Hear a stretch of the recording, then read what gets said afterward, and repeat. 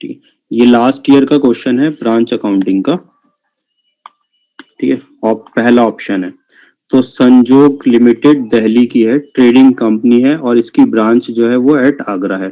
तो ये तो इंफॉर्मेटिव चीज होती है, इसकी ज्यादा हमारा जो है उतनी रिलेवेंस नहीं होती है। बस हमें ऊपर डालना होता है इन द बुक्स ऑफ संजोग लिमिटेड। ठीक है, और ब्रांच कहाँ है, आगरा में है, तो आगरा ब्रांच अकाउंट बनाएंगे।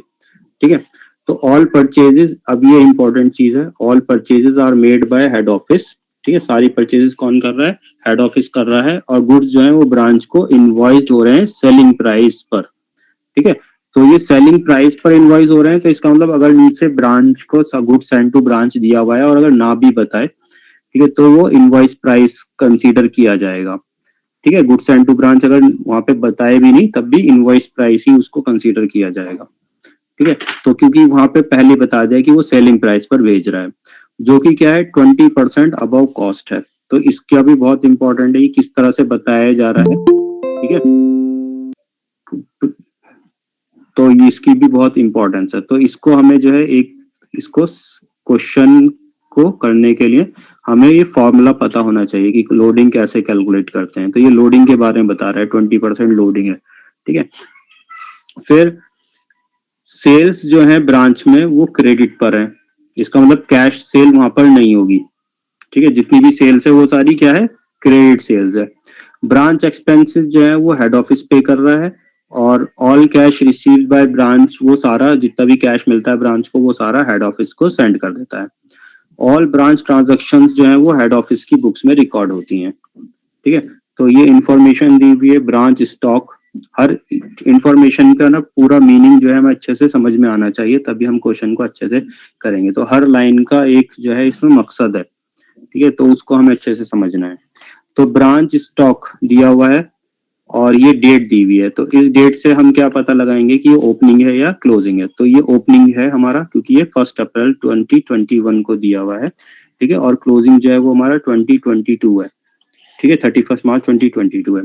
तो ये ओपनिंग स्टॉक है। अब इसमें यहाँ पर एट कॉस्ट दिया हुआ है। ठीक है, इसका मतलब यहाँ पर इसमें लोडिंग एडिड नहीं है। ठीक है, दूसरा ब्रांच डेटर्स दिए हुए हैं, ओपनिंग है। ट्रांजेक्शन्स ड्यूरिंग द ईयर दिया हुआ है बाकी, तो दो के हमारे ओपनिंग बैलेंस दिए हुए हैं, ब्रांच स्टॉक और ब्रांच डेटर। ठीक है, उसके बाद ट्रांजेक्शन्स ड्यूरिंग द ईयर दिए हुए हैं, goods send to branch at invoice. अब मैंने शुरू में बताया था कि जब वो हमें यहाँ पे पहले से ही बता दिया सेलिंग प्राइस पर भेज रहा है, ठीक है, तो इसका मतलब नीचे बताए या ना बताए उसको इनवॉइस प्राइस ही मानना है। फिर भी जो है यहाँ पर मेंशन कर दिया गया है कि ये इनवॉइस प्राइस है। ठीक है, क्वेश्चन को और बच्चे कंफ्यूज ना हो इसलिए और सिंपल बना दिया गया है। लेकिन अगर ये यहाँ पे गिवन भी ना हो और यहाँ पर लिखा हो कि सेलिंग प्राइस पर सेंड कर रहा है, तब भी हम इसको इनवॉइस प्राइस पर ही कंसीडर करेंगे, क्योंकि वो पहले ही मेंशन कर दिया उन्होंने कि वो सेलिंग प्राइस पर भेज रहा है। फिर return from branch to head office, यहाँ पे भी इनवॉइस प्राइस मेंशन कर दिया कि ये इनवॉइस प्राइस पर है, रिटर्न्स है। ठीक है, फिर उसके बाद ब्रांच की सेल्स दी हुई है, तो ऊपर पहले ही बता दिया हमें कि सारी सेल जो है वो क्रेडिट में है, तो यहाँ पे कंफ्यूज नहीं होना कि कैश सेल है या क्रेडिट सेल्स है। तो सारी सेल्स ही हमारी क्रेडिट सेल्स है। ठीक है, फिर return from customers to branch है, फिर cash receive from branch debtor है, फिर discount allowed to branch debtor है। तो जितना भी हमारा ये रिलेटेड टू डेटर होता है वो हमारा ब्रांच अकाउंट में नहीं जाता है।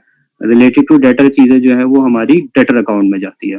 ठीक है, जैसे कि return from customers, cash receive from branch debtors, ठीक है, discount allowed to branch debtors. ठीक है, तो ये हमारा कहाँ जाएगा, ये डेटर अकाउंट की चीजें हैं सारी। ठीक है, ब्रांच एक्सपेंसेस पेड, इसमें जो हम गुड्स कैश सेंड करेंगे उसके लिए इसको कंसीडर किया जाएगा cash receive from branch debtor से, लेकिन बाकी चीजें जो हैं ये चीजें हमारी ब्रांच डेटर अकाउंट में जाएंगी। ठीक है, और ये भी ब्रांच सेल्स भी हमारा ब्रांच अकाउंट में भी जाएगा, डेटर अकाउंट में भी जाएगा। ब्रांच एक्सपेंसेस पेड, इतना ब्रांच एक्सपेंसेस पेड है, और ये हमें बताया गया है ऑलरेडी कि सारा एक्सपेंसेस जो है वो हेड ऑफिस मेट कर रहा है। ठीक है, तो branch stock at 31 March, closing stock दिया हुआ है एट इनवॉइस प्राइस दिया हुआ है, और ओपनिंग स्टॉक जो दिया था हमें वो कॉस्ट पे दिया था। ठीक है, तो इसका भी एक मतलब है अपना कि ये अब हमें सारी चीजें इनवॉइस प्राइस पर वो भेज रहा है। ठीक है, गुड्स इनवॉइस प्राइस पे भेज रहा है तो हमें जो है वो इनवॉइस प्राइस ही सबका डालना है, तो इसका भी इनवॉइस प्राइस कैलकुलेट करके हमें डालना होगा। ठीक है, फिर ये इतना हमें ये क्लोजिंग स्टॉक बता दिया है। एक्सपेंसेस आउटस्टैंडिंग ऑन, ये हमारे आउटस्टैंडिंग एक्सपेंसेस बता दिए गए हैं। ठीक है, तो ये क्लोजिंग स्टॉक है। अब you are required to prepare branch stock account, branch debtor account, branch expense account, branch profit and loss account in the ledger of head office for the year ended this। ठीक है, अब हमें क्या क्या चीजें बनाने को बोली हैं, उसके अकॉर्डिंग हम पता लगा सकते हैं कि हमें कौन सा सिस्टम फॉलो करना है। तो ब्रांच अकाउंटिंग के दो सिस्टम होते हैं, एक होता है डेटर सिस्टम, ठीक है, और एक होता है stock and debtor system, stock and debtor system. अब ये सिस्टम कैसे होते हैं वो हम डिटेल में पढ़ेंगे, कब कौन सा सिस्टम बनाना है, कौन से सिस्टम से हमें बनाना होता है, ठीक है, और कब कौन से सिस्टम हम कैसे पहचानेंगे कि कौन से सिस्टम से हमें बनाना है। ठीक है, तो ये ज्यादा मुश्किल क्वेश्चन नहीं है, बहुत सिंपल क्वेश्चन आया था ये। ठीक है, इससे ज्यादा सिंपल क्वेश्चन की उम्मीद भी नहीं की जा सकती।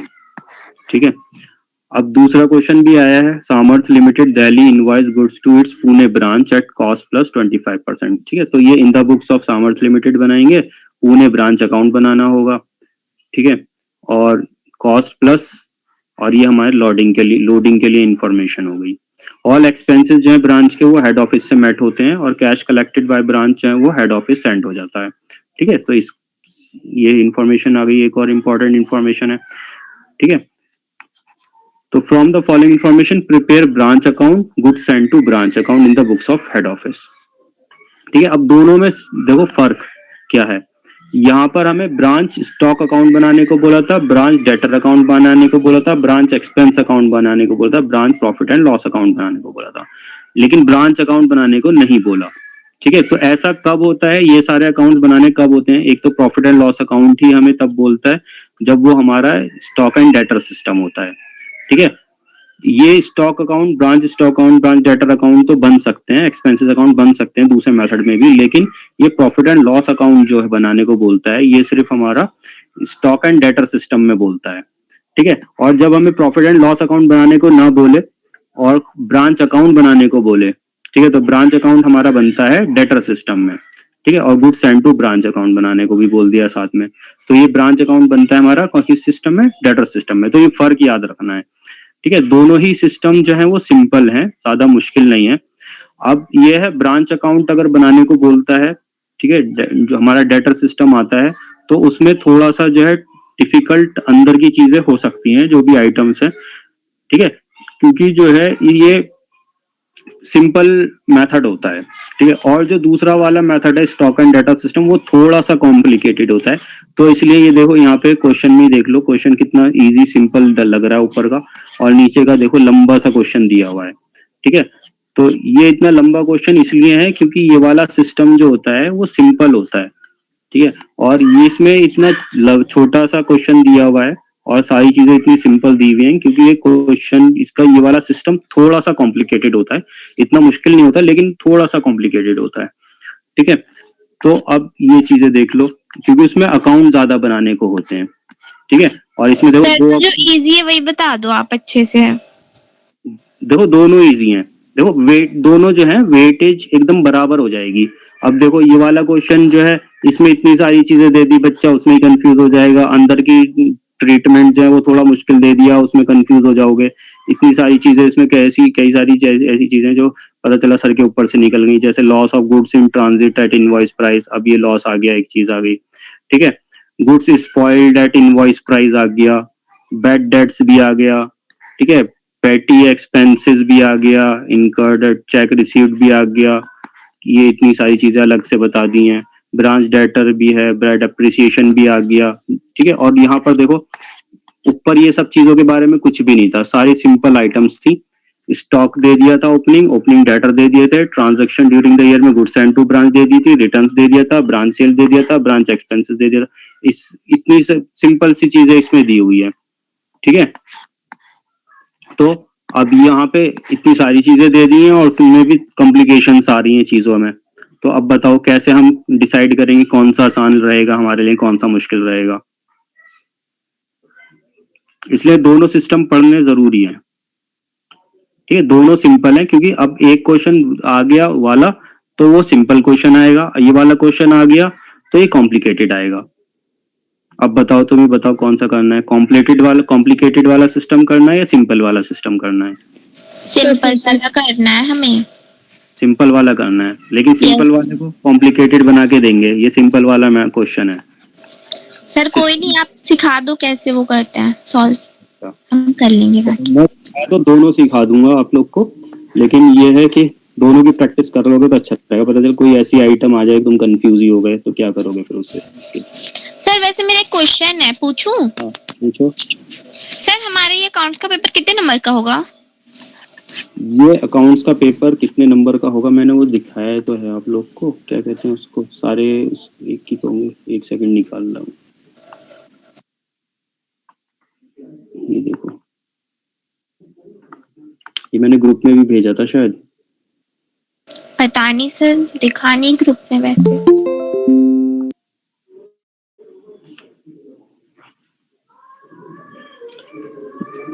तो एक 3 हमारा लेक्चर और एक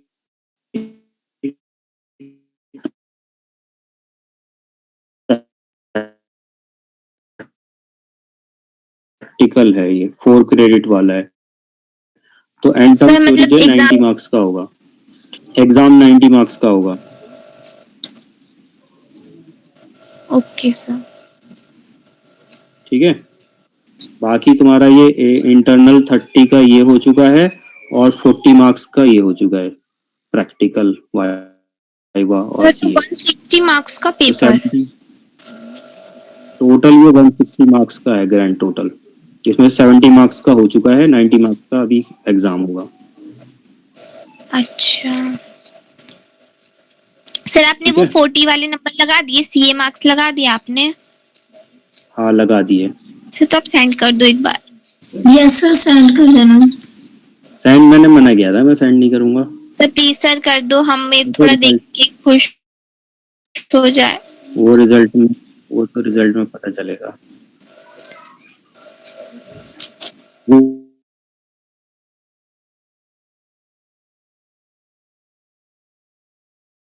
वो तो मैंने सेंड कर दिए थे, वो देख लेते। Yes sir. हाँ तो बस उसी के अकॉर्डिंग समझ लो, थोड़े ऊपर नीचे। 2 बच्चों के आए हैं हाईएस्ट मार्क्स। सर नाम क्या है दो बच्चों का? एक का नाम शायद क्या था, पल्लवी सिंह चौहान, शायद है कोई पल्लवी सिंह चौहान। हाँ सर है, दूसरी कौन थी? 69 है उसके 70 में से। 69? हाँ, सर और दूसरे नंबर पे कौन है? दूसरी है सर राखी कुमारी झा। राखी, अच्छा हाँ वो भी है। सर पिंकी 560 के कितने हैं? अब ऐसे मैंने सबके टोटल नहीं करे, सर हैव एनी आइडिया? इसमें देखो ना कितने। चलो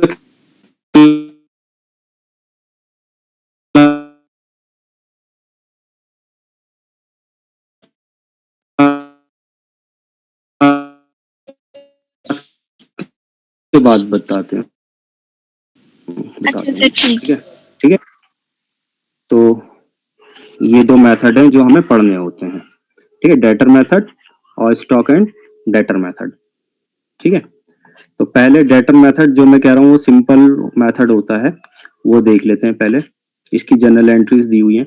तो ये ब्रांच अकाउंट हमें बनाना होता है इस तरह से, और ब्रांच अकाउंट में 2 साइड बनती है, डेबिट साइड बनती है और क्रेडिट साइड बनती है। ठीक है, और पर्टिकुलर्स अमाउंट क्या क्या चीजें डलती हैं।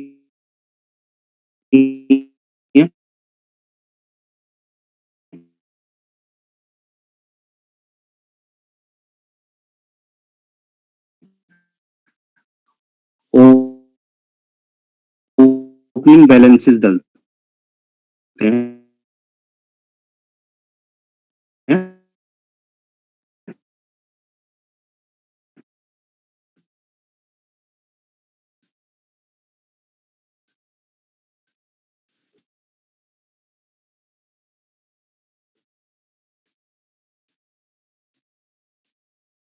ठीक है, ओपनिंग बैलेंस और लायबिलिटी है, ठीक है। और ये देखो डेट या हाँ अप्रैल सर का अब हो। आई, हाँ, आवाज नहीं आ रही?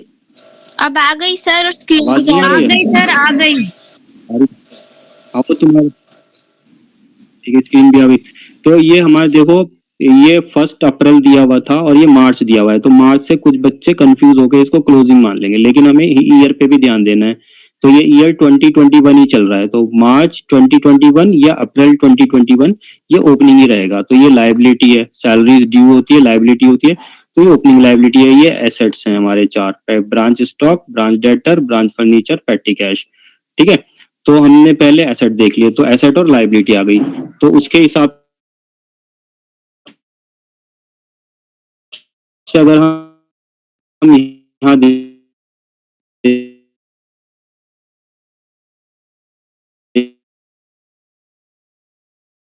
देखें तो इसी तरह से लायबिलिटी बैलेंस बीडी का लाइव डाल करके नीचे इंडिविजुअल लायबिलिटीज का नाम लिखेंगे। जैसे हमारा लायबिलिटी इसमें क्या था, ये सैलरीज ड्यू था, तो आउटस्टैंडिंग सैलरीज के नाम से यहाँ पर लिख देंगे, ठीक है, बैलेंस आ जाएगा। फिर उसके बाद कुछ गिनी चुनी चीजें होती हैं जो इसके अंदर ज्यादा आती हैं, तो एक ओपनिंग बैलेंस आ गया, एक क्लोजिंग बैलेंस आ गया। दूसरा हमारा जो इंपॉर्टेंट चीज होती है वो गुड्स सेंट टू ब्रांच, जो भी हेड ऑफिस से ब्रांच को गुड्स आते हैं, तो उसको हम इस साइड लिखते हैं, debit side, goods sent to branch account के नाम से, ठीक है। और जो भी उसकी लोडिंग होती है वो उसमें अगर वो इनवॉइस प्राइस पे भेज रहा है तो इंक्लूड लोडिंग करके डालते हैं, इनवॉइस प्राइस को उसमें डालते हैं, ठीक है। तो अब इधर इस साइड अगर कोई हमारा रिटर्न हो रहा है, ठीक है, वापस कर रहे हैं अगर हेड ऑफिस को, तो उसको हम इधर के नाम से डाल देते हैं, गुड्स सेंट टू ब्रांच के नाम से, ठीक है, रिटर्न बाय ब्रांच। फिर अगर ब्रांच हमारे कोई एक्सपेंसेस मेट कर रही है, ब्रांच हमारे वो हेड ऑफिस हमारा कोई ब्रांच के एक्सपेंसेस मेट कर रही है या हमें कैश भेज रही है पेटी कैश एक्सपेंसेस के लिए, तो वो कैश और बैंक के नाम से इस साइड आ जाता है, ठीक है। और उनको पर्टिकुलर एक्सपेंसेस को हम दिखा देते हैं, और कैश अगर पेटी कैश के लिए भेज रही है तो उसको अलग से कैश और बैंक के नाम से दिखा सकते हैं, ठीक है।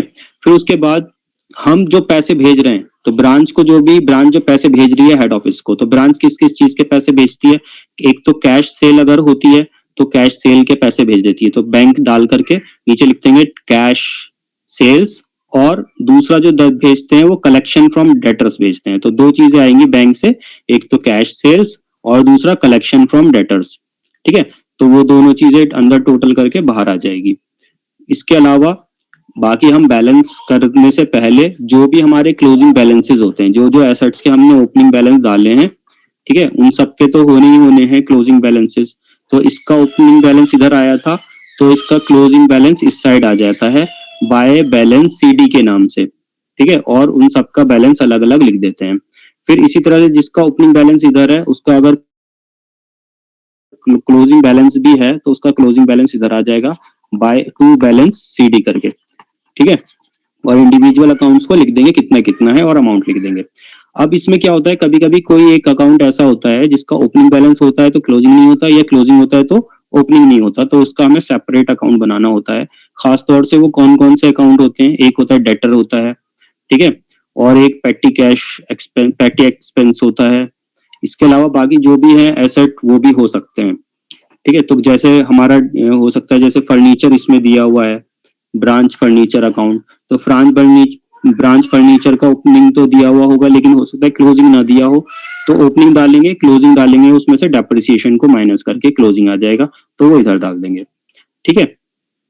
तो अब ये हमारा जो है फॉर्मेट सिंपल फॉर्मेट है, गिनी चुनी चीजें जा रही हैं इसमें। तो एक बार और देख लेते हैं फॉर्मेट को।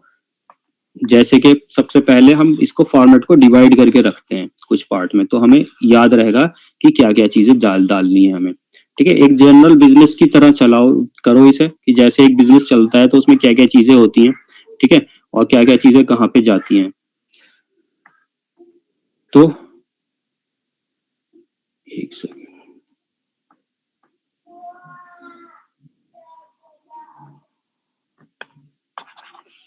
ठीक है। तो ये पर्टिकुलर हो जाएगा, अमाउंट हो जाएगा और अमाउंट हो जाएगा। तो सबसे पहला जो हमारा सेक्शन है, वो सेक्शन हमारा हम अलग अलग सेक्शन में बांट के रख रहे हैं इसे, एक सेक्शन, दो सेक्शन और ये नीचे 3 सेक्शन। ठीक है, हमने 3 सेक्शन में इसे बांट लिया।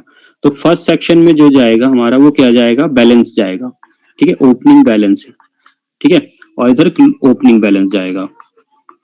ठीक है, ओपनिंग बैलेंस किसका जाएगा, इधर एसेट्स का, जो भी एसेट्स हैं उनका ओपनिंग बैलेंस जाएगा। इधर ओपनिंग बैलेंस किसका जाएगा, जो भी हमारी लायबिलिटी है ब्रांच की। ठीक है, और फिर उसके बाद यहाँ पर नीचे क्लोजिंग बैलेंस जाएगा। क्लोजिंग बैलेंस जाएगा, ये क्लोजिंग बैलेंस किसका जाएगा, लायबिलिटीज का जाएगा इस साइड, और इस साइड जाएगा क्लोजिंग बैलेंस एसेट्स का जाएगा। ठीक है, अब जो बीच वाला सेक्शन है उसमें हमें बाकी की चीजें डालनी है, और वो भी हमारी गिनी चुनी चीजें हैं। एक तो पहली चीज जो होती है वो गुड्स सेंड टू ब्रांच की, मतलब जो भी गुड्स भेज रहा है हेड ऑफिस। ठीक है, गुड्स भेज रहा है हेड ऑफिस किसको, ब्रांच को, तो इधर आ जाता है गुड्स सेंड टू ब्रांच के नाम से, to goods send to branch के नाम से। ठीक है, अब अगर वो रिटर्न हो रहे हैं, गुड्स वापस हो रहे हैं, तो यहाँ पे आ जाते हैं by goods send to branch के नाम से, सेंड टू ब्रांच के नाम से। ठीक है, फिर उसके बाद अगर हमारा कोई कैश भेज रहा है हेड ऑफिस एक्सपेंसेस के लिए, या हमारे एक्सपेंसेस डायरेक्टली कैश से मैट कर रहा है वो, तो वो इधर आ जाता है टू कैश और बैंक, कैश और बैंक। ठीक है, पहले तो गुड्स का आ गया, गुड्स ब्रांच में आ रहे हैं तो इधर डाल दिया, ब्रांच से जा रहे हैं तो इधर डाल दिया। अब कैश ब्रांच में आ रहा है एक्सपेंसेस के लिए, या एक्सपेंसेस डायरेक्ट मैट हो रहे हैं, तो वो इधर आ जाएगा। और उन पर्टिकुलर एक्सपेंस के नाम से भी हम डाल सकते हैं, कोई को जो जो एक्सपेंस हुए हैं। पेटी कैश के लिए आ रहा है तो उसको इसमें भी दिखा सकते हैं, और अलग से भी टू कैश और बैंक के नाम से दिखा सकते हैं। अगर ब्रांच से हमारा कैश वहां जा रहा है तो ये तो होता ही होता है कि ब्रांच से पैसे जाते ही जाते हैं, तो बाय रेमिटेंसेस के नाम से डाल देंगे, रेमिटेंसेस के नाम से बाय कैश और बैंक। ठीक है, बाय कैश और बैंक से डाल देंगे, और ब्रैकेट में रेमिटेंसेस लिख सकते हैं। तो दो तरह का कैश जो है वो भेजा जाता है, एक तो भेजा जाता है जो कैश सेल हुई है, ठीक है, और दूसरा कलेक्शन फ्रॉम डेटर्स होता है। जो क्रेडिट सेल्स होती है उसको इसमें नहीं दिखाते हैं, क्रेडिट सेल्स को नहीं दिखाते हैं, सिर्फ कैश सेल को दिखाते हैं और कलेक्शन फ्रॉम डेटर्स को दिखाते हैं। ठीक है, दोनों का टोटल इधर आ जाएगा। ठीक है, तो ब्रांच में कैश आ रहा है तो इस साइड, ब्रांच से कैश जा रहा है तो इस साइड। ठीक है, इसके अलावा बाकी क्या चीज हो सकती है, बाकी ये हो सकता है कि हमारा जो है ब्रांच से किसी और ब्रांच को जा रहा है। ठीक है, तो इधर कर देंगे by goods send to branch के नाम से। और ये हो सकता है कि किसी और ब्रांच से हमारे पास आ रहा है तो वो इधर हो जाएगा to goods send to branch के नाम से। अब इसके अलावा एक चीज और होती है, जब हमारे इनवॉइस प्राइस पर सामान आता है, इनवॉइस प्राइस पर गुड्स भेजती है, तो हमें फिर उसकी लोडिंग भी डालनी होती है।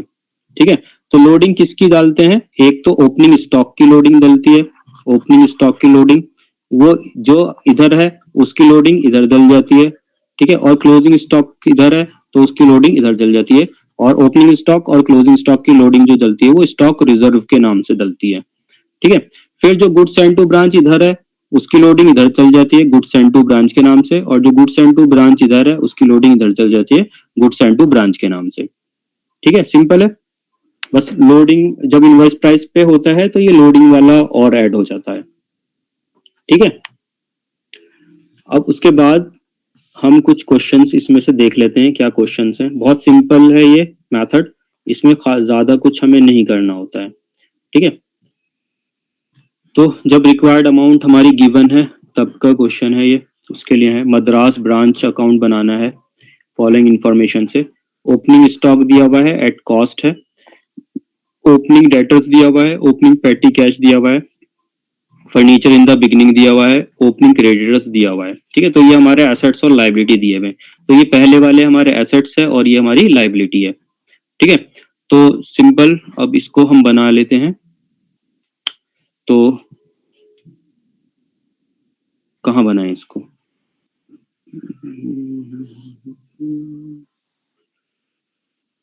तो पहले हम ओपनिंग स्टॉक है, एक काम करो आप लोग मुझे बताते रहो। ठीक है, कॉपी पेन लेके बैठे हो, यस सर। ठीक है, तो इसको नोट कर लो सबको जल्दी से। ओपनिंग स्टॉक 3 लाख अपने हिसाब से बनाओ, मैं आपको बता रहा हूँ और उसके हिसाब से इसको बनाते रहो, ठीक है। पहले इसका फॉर्मेट बना लो, फॉर्मेट बन जाएगा हमारा, ये हो जाएगा ऐसे ऐसे ऐसे ऐसे, ठीक है। अभी हम सिर्फ ज्यादा वो मतलब ये जब पेपर में करोगे, घर पे प्रैक्टिस करोगे तो अच्छे से बना के करना, ठीक है। अभी तो मैं समझाने के लिए बना दे रहा हूँ। तो ये पर्टिकुलर्स अमाउंट करके, और ये ब्रांच अकाउंट ऊपर नाम आ जाएगा, कौन सी ब्रांच है, मद्रास ब्रांच। तो मद्रास ब्रांच अकाउंट आ जाएगा, जैसे यहाँ पे बताया ना, Madras branch account in the books of head office, ठीक है। बाकी मैं नीचे क्वेश्चन में दिखा दूंगा और आप पहले अभी बना लो। तो जैसे मैंने बताया था, सर ये कौन सा अकाउंट है? ये ब्रांच अकाउंट है, ब्रांच अकाउंट है ना?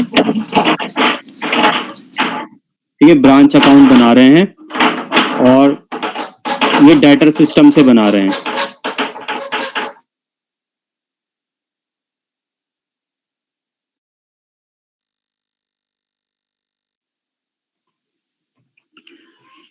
ठीक है, तो ये ओपनिंग बैलेंसेस हैं। तो इन ओपनिंग बैलेंसेस को हम कहाँ डालते हैं, एसेट्स के बैलेंसेस को डेबिट साइड डालते हैं, लायबिलिटी की बैलेंसेस को क्रेडिट साइड डालते हैं, ठीक है। जैसे मैंने यहाँ पे बताया था ऊपर, ये यहाँ पर, ठीक है।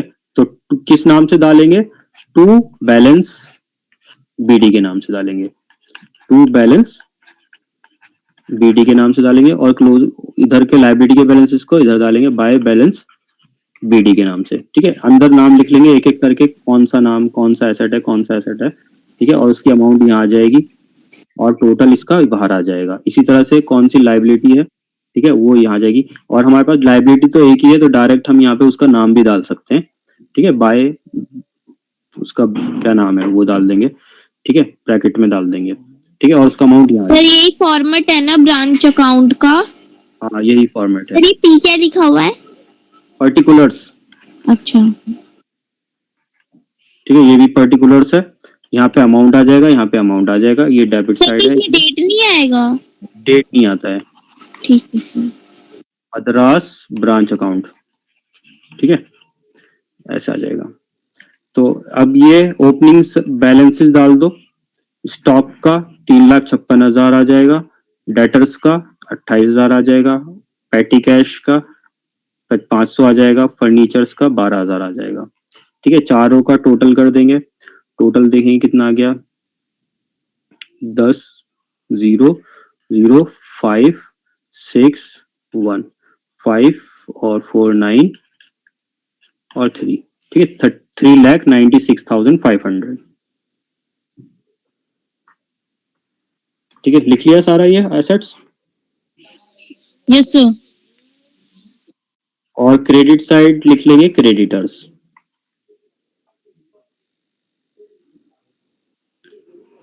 ठीक है। क्रेडिट साइड में क्रेडिटर्स का बैलेंस लिख लेंगे। और अब इसमें एक चीज और है, कभी कभी ऐसा होता है, हमें पहले चेक भी कर लेना चाहिए कि ओपनिंग एसेट और क्लोजिंग एसेट क्या क्या दिए हुए हैं। हो सकता है कोई एसेट ऐसा है जो क्लोजिंग तो दिया हुआ है लेकिन ओपनिंग नहीं दिया हुआ, जैसे कि डेटर, डेटर का क्लोजिंग बैलेंस तो दिया हुआ है, ओपनिंग बैलेंस नहीं दिया, तो ओपनिंग बैलेंस निकालना पड़ेगा, ठीक है। और ओपनिंग दिया हुआ है, क्लोजिंग नहीं दिया हुआ, तो हमें क्लोजिंग बैलेंस कैलकुलेट करना पड़ेगा, ठीक है। इस चीज का ध्यान रखना होता है। जैसे फर्नीचर क्लोजिंग दिया हुआ है लेकिन ओपनिंग नहीं दिया हुआ, तो हमें इसका ओपनिंग बैलेंस कैलकुलेट करना पड़ेगा। क्लोजिंग दिया हुआ, ओपनिंग नहीं दिया हुआ, तो क्लोजिंग कैलकुलेट करना पड़ेगा। जैसे यहाँ पे इसका क्लोजिंग बैलेंस क्वेश्चन मार्क बनाया हुआ है, लेकिन अगर ये यहाँ पे मिसिंग भी होता, ठीक है, लिखा हुआ भी ना होता, तब भी हमें ये पता होना चाहिए कि हाँ फर्नीचर ओपनिंग में था तो क्लोजिंग में भी होगा। तो ये चीज हमें चेक कर लेनी है, क्योंकि अगर हमने शुरू में नहीं डाला तो और हमने ये एंट्रीज कर दी चारों, और बाद में हमें पता चला कि कोई एक अमाउंट जो है वो रह गया हमारा, तो बाद में वो गड़बड़ हो जाती है, कटिंग हो जाती है फिर, ठीक है। तो इसलिए इस चीज का पहले ध्यान रखना है, ओपनिंग और क्लोजिंग बैलेंसेस का। पहले एक बार क्वेश्चन को पूरे को अच्छे से पढ़ लेना है, उसके बाद करना शुरू करना है, ठीक है। तो हमने एक ओपनिंग बैलेंसेस डाल दिए। ओपनिंग बैलेंसेस डालने के बाद हमें किसकी एंट्री करनी होती है, गुड्स एंड टू ब्रांच की एंट्री करनी होती है, और सारा हमारा यहाँ पे अभी कॉस्ट पर ही चल रहा है। तो पहले गुड्स एंड टू ब्रांच है, एट कॉस्ट है, तो इसकी एंट्री कर देंगे डेबिट साइड, क्योंकि ये हेड ऑफिस से गुड्स जा रहे हैं ब्रांच को, ठीक है। तो गुड्स एंड टू ब्रांच के नाम से यहाँ पे एंट्री हो जाएगी, to goods sent to branch, ठीक है। जितना अमाउंट है वो पूरा आ जाएगा, ठीक है, डेबिट साइड। फिर goods return by head office to by branch to head office, और ये भी एट कॉस्ट है। ठीक है, अमाउंट एक बार बता देता हूँ कौन सी किसकी है। ये इसका है, ये इसका है, ये इसका है, ये इसका है, ये इसका है, ये इसका है, ये इसका है, और ये वाला इसका है। ठीक है, तो कितने के हैं रिटर्न? 17,200 के रिटर्न है। तो ये कहाँ जाएगा? ये अपोजिट साइड चला जाएगा, क्रेडिट साइड। ठीक है, goods return by head office. ठीक है, तो गुड्स रिटर्न को इधर आ जाएगा by goods send to branch के नाम से आता है, गुड्स सेंड टू ब्रांच के नाम से आता है। ठीक है, रिटर्न भी हम इसमें लिख भी सकते हैं ब्रैकेट में। तो ये इधर आ जाएगा इसका अमाउंट। फिर उसके बाद क्या रह गया? उसके बाद डलता है यहाँ पे है गुड्स रिटर्न बाय कस्टमर। ये अमाउंट जो होता है ये हमारा डेटर से रिलेटेड होता है, तो इससे हमारा यहाँ पे कोई लेना देना नहीं है। फिर उसके बाद क्लोजिंग पेटी कैश, ये क्लोजिंग बैलेंस है। Closing stock, closing debtor, closing पेटी कैश, इसको तो हम बाद में डालेंगे, और क्लोजिंग क्रेडिटर्स। ठीक है, फिर उसके बाद ये है हमारा रेमिटेंसेस का, cheques send to branch for expenses. ठीक है, ये रेमिटेंस आई है कहाँ से? हेड ऑफिस से ब्रांच में। किसके लिए आई है? एक्सपेंसेस के लिए आई है। ठीक है, तो इसको हम कैश के नाम से, बैंक चेक आया है तो बैंक के नाम से यूज करेंगे। ठीक है, किसके नाम से लिखेंगे? बैंक के नाम से। तो टू बैंक कितना है अमाउंट? ये अमाउंट इसका है, ये इसका है, ये इसका है, ये इसका है, ये इसका है, और ये इसका है, और ये इसका है, और ये इसका है। तो कितने का चेक आया है? 99,740 का आया है। तो इसकी एंट्री यहाँ पे हो जाएगी टू बैंक। ठीक है, बैंक अकाउंट, एक्सपेंस लिख देंगे बैक ब्रैकेट में इसके, और अमाउंट आ जाएगा यहाँ पर। ठीक है, उसके बाद और क्या रह गया? हमने सारी चीजें डाल दी, ये डाल दिया, ये डाल दिया, और ये सारी चीजें डाल दी। और ये तो डेटर अकाउंट का है, ये यहाँ से रिलेट नहीं करता है। फिर कैश रिसीव्ड फ्रॉम डेटर्स और कैश सेल्स, ये दोनों हम रेमिटेंसेस में डाल देंगे। ठीक है, जो भी कैश रिसीव होता है डेटर से या कैश सेल होता है वो सारा हम भेज देते हैं हेड ऑफिस को। ठीक है, तो इसकी एंट्री हम इस साइड दिखाएंगे बाय बैंक। ठीक है, और बैंक अकाउंट यहाँ पे अंदर लिख देंगे कैश सेल और collection from debtors, collection from debtors. ठीक है, अमाउंट आ जाएगा दोनों का, जो भी दिया हुआ है वो इधर दिखा देंगे। ठीक है, अमाउंट देख लो इसका। डेटर में जाएगा, कलेक्शन फ्रॉम डेटर में जाएगा 12,78,000, और कैश सेल्स में जाएगा 64,000।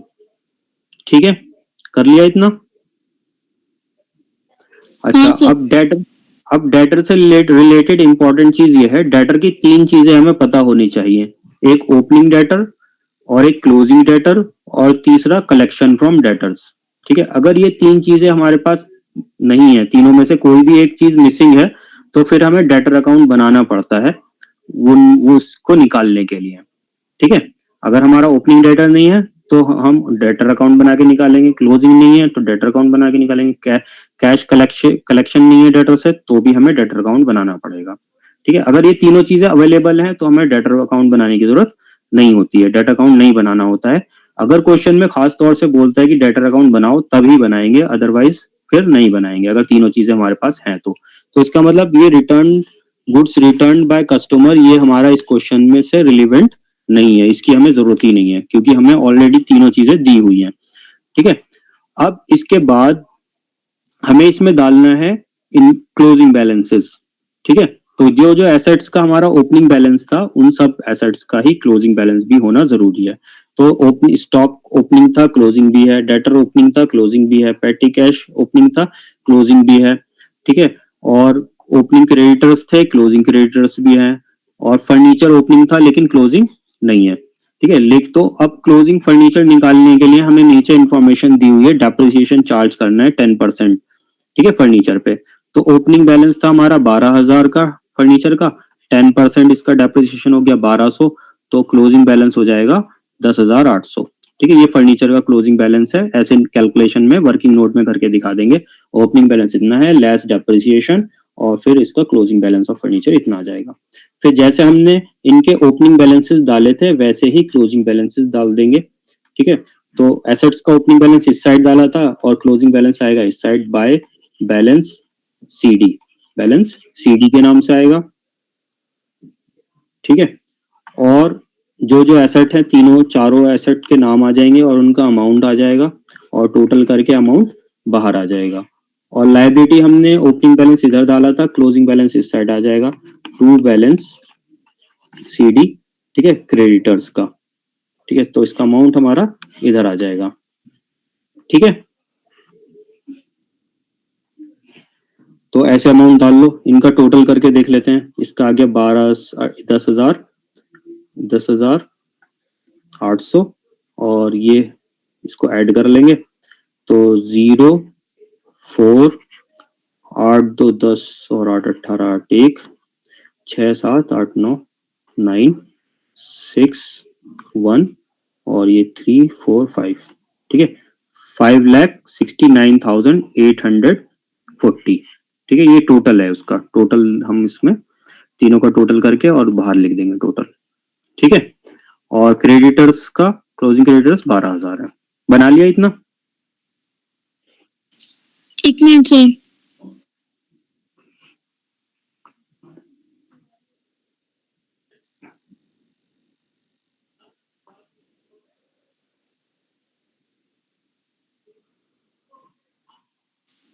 सर किस किस को आपने प्लस किया? 569 840 जो आया है, एक closing stock, closing debtor, closing पेटी कैश और ये हमारा फर्नीचर।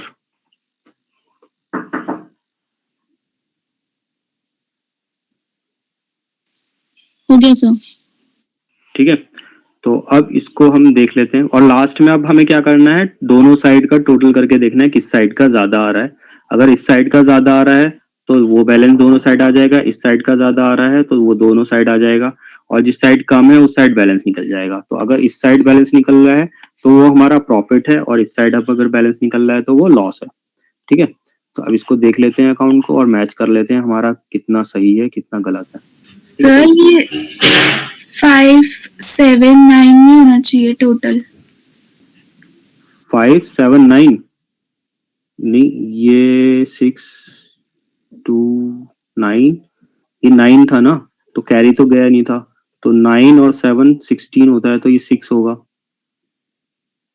ओके अच्छा हाँ, ये भी तो था, ठीक है 7 होगा, हमने ये इसका 1 तो जोड़ा ही नहीं, ये 7 हो जाएगा, ठीक है। 10,000 का हमने 1 नहीं जोड़ा था। अब ये इसके बैलेंसेस देख लो। स्टॉक का हमने पहले स्टॉक डाल दिया, फिर डेटर डाल दिया, पेटी कैश डाल दिया, फर्नीचर डाल दिया, ठीक। Goods and to branch cost पे हमने पूरे डाल दिए थे 10,44,00। बैंक रेमिटेंसेस पूरा डाल दिया था, ठीक है। बैलेंस सीडी क्रेडिटर्स का 12,000 डाल दिया। इस साइड हमने क्रेडिटर्स डाल दिया है और बैंक से कैश सेल्स और कलेक्शन डाल दिया, टोटल बाहर लिख दिया। Goods and to branch return इस साइड लिख दिया। क्लोजिंग बैलेंसेस दोनों के हमने चारों के यहाँ डाल दिए, ठीक है। इनको अंदर डालना है, अंदर डालने के बाद फिर बाहर लिखना है टोटल। ऐसे ही इसका टोटल पहले अंदर डालना है और फिर टोटल बाहर डालना है, ठीक है। और फिर बैलेंस में हमारा ये प्रॉफिट निकल के आया है। मैच कर लो अपना, ऐसे ही आ रहा है या अलग आ रहा है?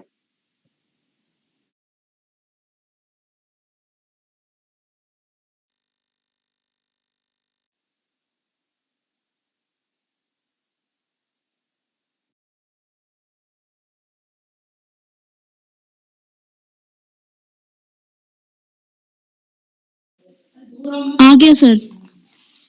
आ गया, ठीक है। ये एकदम सिंपल है, बेसिक समझाने के लिए क्वेश्चन है, ठीक है। तो ये बेसिक चीजें थी इस वाले क्वेश्चन में, ठीक है। अब देखो इस वाले क्वेश्चन में और इसमें कितना फर्क है। हमें जो जो चीजें यहाँ पे दी हुई हैं क्या वो हमें समझ में आ रही हैं सारी चीजें, वो देख लेते हैं। इसको थोड़ा बड़ा कर लेता हूँ।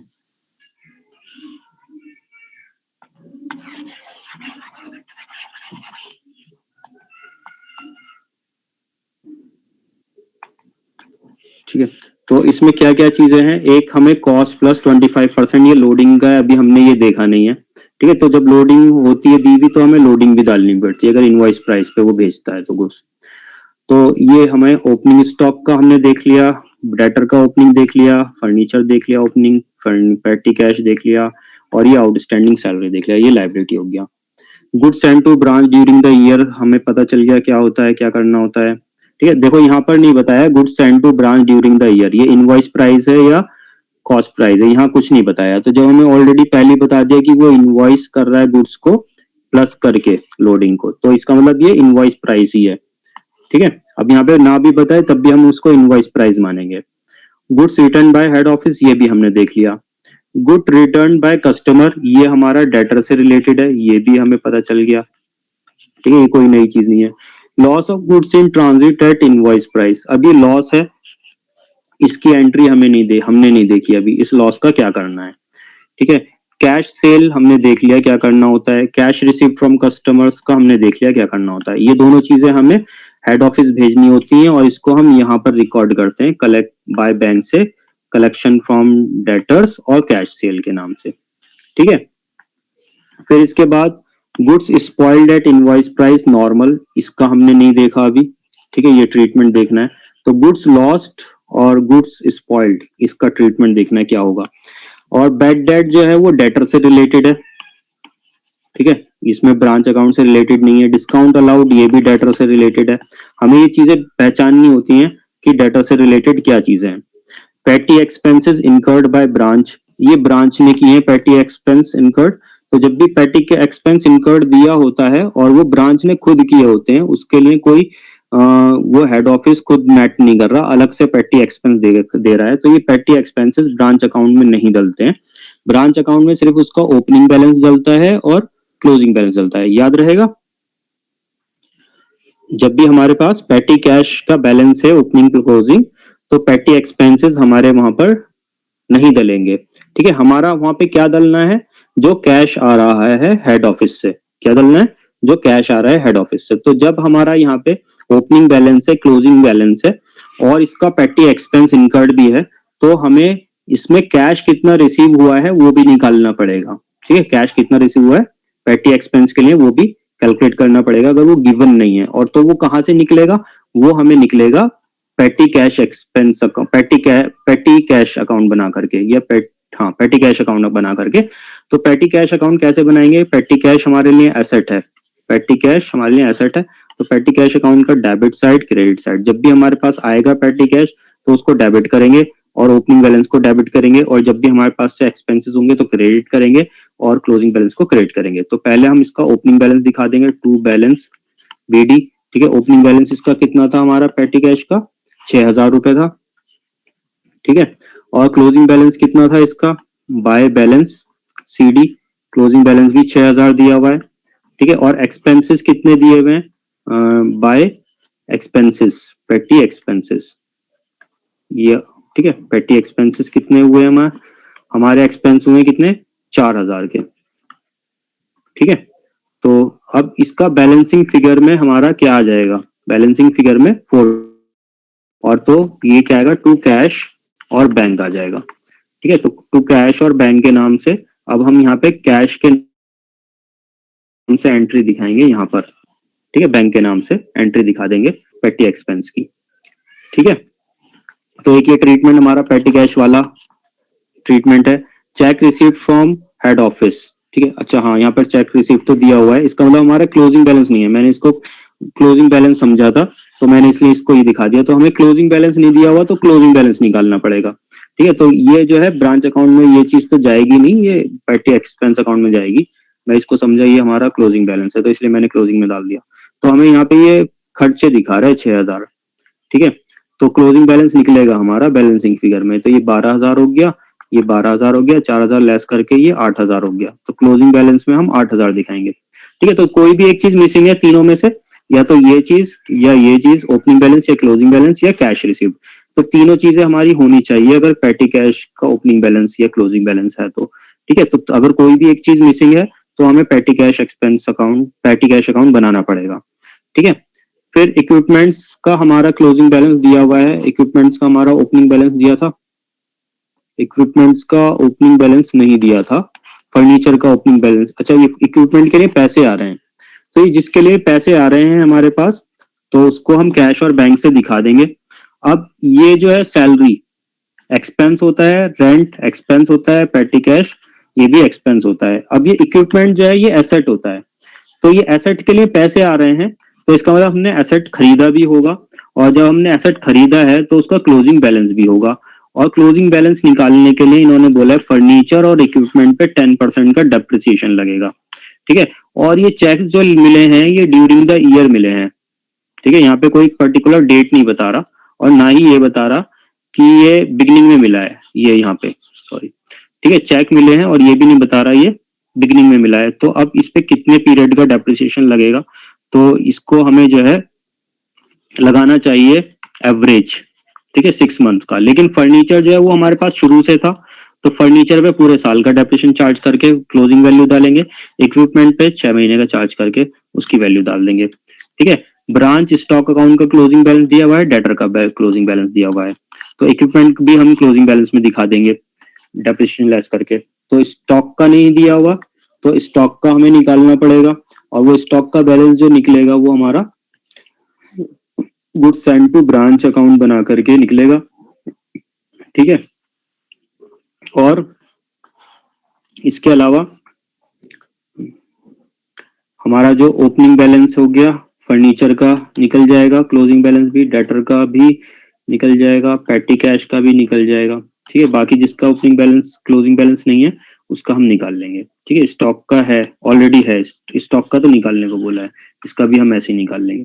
तो अब हमें इसमें से क्या क्या चीजें सीखनी है, तो पहली चीज जो सीखनी है हमें वो लोडिंग के बारे में सीखनी है। पहली चीज जो सीखनी है हमें लोडिंग के बारे में सीखनी है, इसका कैलकुलेशन, ठीक है, प्लस इसका ट्रीटमेंट, ठीक है। दूसरी चीज जो सीखनी है हमें वो सीखनी है कैलकुलेशन ऑफ ओपनिंग या क्लोजिंग बैलेंस, किसका, डेटर का, ठीक है, स्टॉक का, पेटी कैश का, ठीक है। तो और तीसरी चीज सीखनी है हमें हमारा लॉस, ठीक है, नॉर्मल या एबनॉर्मल लॉस जो भी होता है, ठीक है। तो इसमें हमें दो तरह के लॉस दिए हुए थे, एक दिया हुआ था loss of goods in transit और एक दिया हुआ था spoiled goods spoiled at invoice normal, ठीक है। इनका ट्रीटमेंट क्या होता है, ठीक है। तो ये तीन चीजें हमें इसमें सीखनी पड़ेंगी, ठीक है। इतना समझ में आया यहां तक का सिंपल क्वेश्चन। इसके अलावा इन चीजों के अलावा इन तीन चीजों के अलावा लोडिंग, इनके पेटी कैश अकाउंट का और लॉस का, ठीक है। इसके अलावा तो हमने सिंपल क्वेश्चन देख लिया है पूरा कहाँ पे क्या डलता है, ठीक है। इसमें से एक बार और देख लेते हैं क्या क्या चीजें हमारा रिलेटेड नहीं है। जो रिलेटेड चीजें हैं बस वही डलती हैं हमारे अकाउंट में, बाकी चीजें नहीं डलती हैं। बाकी चीजों के लिए हमें वो सपोर्टिंग इंफॉर्मेशन होती है दूसरी चीजें निकालने के लिए, ठीक है। तो इसमें से क्या चीज हमारी वो इररिलेवेंट थी जो अकाउंट में नहीं जानी है। एक तो हमारा था, ये सब तो काम की चीज थी, ये भी काम की थी, गुड्स रिटर्न बाय कस्टमर, ये हमारा ब्रांच अकाउंट में नहीं जाएगा, ठीक है। Loss of goods in transit, cash cell, cash received from customer, good spoiled, bad debts नहीं जाएगा, डिस्काउंट अलाउड नहीं जाएगा, पेटी एक्सपेंसेस इनकर्ड नहीं जाएगा, ठीक है। तो ये चीजें हमारी उसमें नहीं जाएंगी, बाकी चीजें हमारी अकाउंट ब्रांच अकाउंट में जानी है, ठीक है।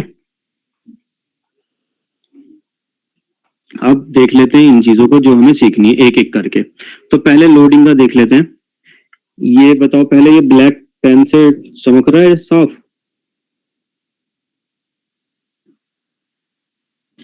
हाँ सर। व्हाइट पेन से करते हैं बहुत अच्छा चमकेगा, ठीक है। लोडिंग के लिए देख लेते हैं, ठीक है। लोडिंग क्या होता है, लोडिंग हमारा होता है जो हमारा कॉस्ट के ऊपर प्राइस प्लस करा जाता है, कॉस्ट के ऊपर जो प्राइस प्लस किया जाता है, ठीक है, इनवॉइस प्राइस निकालने के लिए,